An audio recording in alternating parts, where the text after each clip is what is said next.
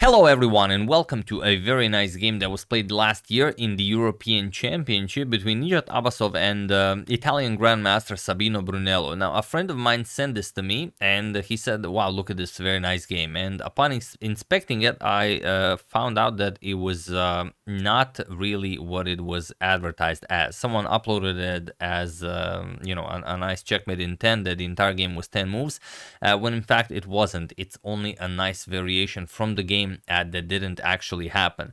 So I was very sad about that, but then I figured out that the trick actually comes from a game that was played in 1911 between Schlechter and Julius Perlis, which wasn't probably even a game. It was most likely an analysis of certain positions, but then this was avoided in this actual game, and then I, upon watching the entire game, found out that the game itself was actually very nice. So taking all of this into consideration, let's check out what I was fascinated with throughout this entire journey. Now, before checking out the game Abasov versus Brunello, I would just like to show you the actual 10-move game that was played in 1911 between Schlechter and Julius Perlis, although it's probably an analysis. We have pawn to d4 and pawn to d5, pawn to c4, pawn to c6, so the Slav defense, knight to f3, knight to f6, and now pawn to e3 and bishop to f5. So this is the shallop defense, and probably something you've encountered many times if you play this setup with white, so you might actually get something very valuable out of this game. Queen to b3, going after the b7 pawn, and you probably always feel sad when black plays queen to b6 and ruins all of your plans, but not to worry. C captures on d5, queen captures on b3, a captures, and now this very nice bishop captures on b1 move that loses the game for black. Now d captures on c6, and you might be thinking, all right, he did grab a nice pawn, but I'm just gonna save my bishop and that's it. And here bishop to e4 was played, and now feel free to pause the video and try to figure out what wins the game here for white, and also what was avoided in the actual game that we are going to show while I give you a couple of seconds. So for those of you, of course, who were able to do it, and I imagine that all of you, it is rook captures on a7. That is what in 1911 Karl Schlechter played, or was analyzed with the white pieces, and that's where black resigned. Point is that if you capture on a7, then c7, and there's no way to avoid prevent white from getting a queen. You will either take the knight and bring a queen into the game, or if you move the knight, then c8 brings a queen into the game. There's just nothing you can do here. So that's what happened in the analysis, or in the game of 1911. Like I said, it's probably an analysis, even though they don't know when or where it was played. Sort of, they say it was 1911, but Julius Perlis was a very strong player. He died an untimely death while climbing a mountain. He was climbing the Alps, and although chess and mountain climbing were his two great loves, didn't go all that great for him. But he does have victories against incredibly strong players like Alexander Alekhine and Aron Nimzovic. He has draws against Rubinstein, against various players of incredible strength. So I don't see how this would be him playing as black. That's why it's probably an analysis. But now, seeing this, let's go to the actual game that we are covering here, and that is Nijat Abasov versus Sabino Brunello, last year of the European Championship. So let's check it out. So not d4, but actually c4. It starts off as an English opening. We have pawn to c6, knight to f3, and pawn to d5. We have pawn to g3 and bishop to g4. Knight to e5, now attacking the bishop, bishop to f5, and now queen to b3. We have queen to b6, and now c captures on d5. So a very similar move order, except knight to e5 was included, plus this g3 move, and black lost the tempo by playing back and forth with the bishop. Queen captures on b3, and now a captures on b3. And here, it seems like you can't really capture the knight because you run into the exact same trick. Sorry about that. No idea why that happened. That should not be happening. Sorry, I have a new camera, only I still haven't figured out how to properly use it, obviously. Yeah, there we go. I thought I disabled the zooms. I will get to it at some point. But yeah, A captures on B3, and now it seems like you can't play this because you run into the exact same trick from the last game. But here after B captures, you can actually go for it. D captures, and now you throw in a knight captures on C6. And the difference is this knight to E5 move, and also this diagonal being open. Because now if you take, then black just takes the knight on E5. And if you throw in a nice knight captures on C6, Zwischenzug, then bishop back to E4 attacks the knight and the rook. And of course, once the knight goes back, knight E5, you take the rook. And okay, white will trap the bishop, but black is already up a full rook, so you will win this bishop. The bishop will have to be sacrificed for a pawn, but it will be equal pawns, but black will be up the exchange. And it's of course a completely winning position for black. So that's why here, instead of capturing on B1, even though that's the best move, only not following it up with the line that we've just shown, bishop to E4 was played. Sort of, probably Brunello knew about the Schlechter analysis, and he went, okay, I'm not touching the knight on B1, I'm going after the rook on H1.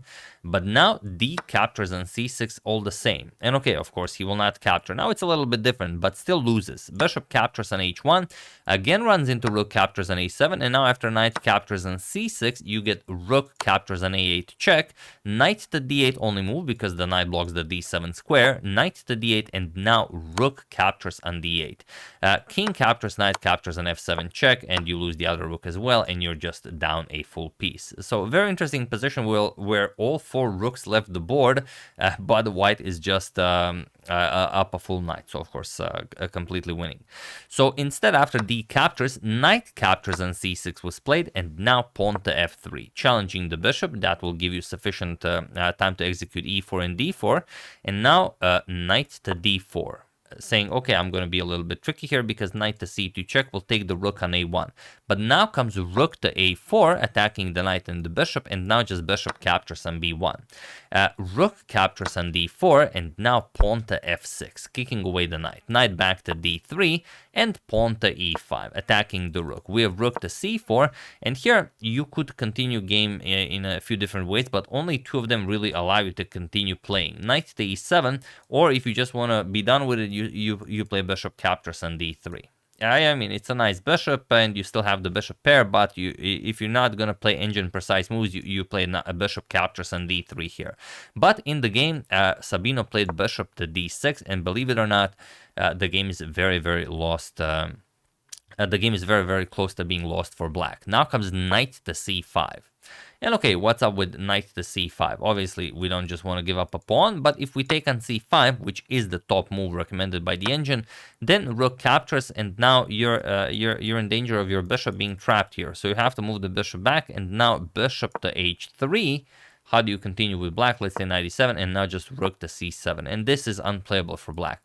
The knight is hanging if you castle. Also b7 pawn is hanging, so you might play something like rook b8. But now d3 with ideas like bishop coming to e3 or bishop to d2 coming to b4. There's just no good move here. If you attack the rook, there's rook d7 check. So it's again not a lot. And once the king moves, you will just bring the king and bring the bishop and bring the other rook into the game.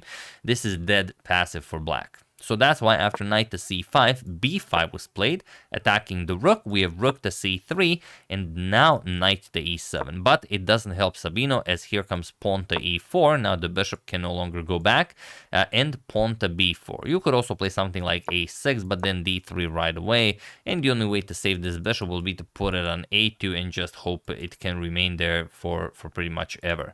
But after e4, pawn to b4 was played, attacking the rook here. Rook to c4. And now rook to b8, defending the b4 pawn, and now pawn to d4. We have e captures on d4, and now look at this wonderful move, bishop to f4. Now you can no longer capture on c5 because the rook here would hang, so bishop captures on f4 was played, g captures on f4, and it was in this position on move 20 that Sabino Brunello resigned the game, as there is nothing more to be done here. Now this most certainly does look like a premature resignation, but upon further inspection, you realize there's nothing black can do here. Like let's just castle here, and that's not even one of the one of the engine moves. That's just a move that, let's see what's wrong with black's position. Well, okay, the d4 pawn is hanging, but if you want to castle to safety, you have to give up something. And now let's say rook f to d8. Okay, you give up one pawn. What's the big deal? Let's say rook captures, bishop to c4 check, king to h8, and now king to e2. Again, you have the problem of this bishop.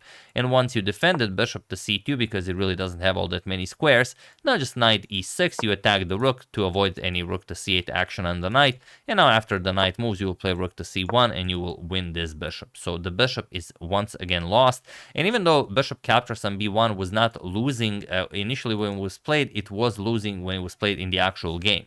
So let's see what happens here and also why Sabino resigned. Let's see. Now I will only play top engine moves for black. Let's say pawn to d3. Okay, obviously you're preparing the c2 square for your bishop. King to d2. Bishop to c2. Okay, the bishop is sort of back in the game. Bishop to h3. And again, what do you play here? You can't castle because knight to d7 will fork the two rooks. You can't really go king f7 because the bishop just checks with bishop to e6. So let's play rook to b6, and now again bishop to e6. Black is completely paralyzed here. Knight to g6, all of a sudden rook to a1, and you don't have a way of stopping rook captures on a7. That's, I mean, it's just a terrible position. Pawn to a6, you will go rook to d4 now, and let's say knight captures on f4, goes after the bishop, just bishop back to c4. You don't care about one pawn because you're breaking through the position now. g5, knight captures on a6. We have, let's say, knight to e2, knight to c7 check, and now you can't go to e7 because knight to d5 check will fork the king and the rook. So you have to go to f8, and then all of a sudden rook to d7 cuts the king off from the 7th rank, threatening rook to a8 checkmate. So rook to b8, and now rook to a6 with a rook captures on c6 on f6 and unstoppable checkmate. So that's why Sabino resigned on move 20 after G captures on f4, and no, it was most certainly not premature. He resigned just in the proper moment, and even though Nijat couldn't catch Sabino in the trap set out by Karl Schlechter in 1911, here after this D captures on c6 move was played, he played properly, knight captures on c6. You can see just how complicated the position becomes after this bishop captures on b1 move, and now after this bishop to d6 move is played, it's all downhill for black. So Karl Schlechter definitely onto something with Julius Perlis in 1911, analyzing this position. There was obviously so much more to it than the 10 move miniature that we've received, and obviously now we understand why, if we do at all. So yeah, that's the game. I hope you guys enjoyed it. Thank you. Thanks to my brother-in-law for suggesting it, even though it wasn't the actual game he suggested. It turned out to be a very nice video, so thank you for that. I would like to thank Richard Knapp, Cameron Mascari, Gil Concalis, Doc Pensu, and Scott Madison for your contribution to my channel. Thank you a lot. I really appreciate it. As usual, you can check 2 of my previous videos here. Thank you for watching, and I will see you soon, continuing to check up on your wonderful suggestions and whatever else happens in the chess world. So thank you all, I will see you soon, and have an excellent rest of your day.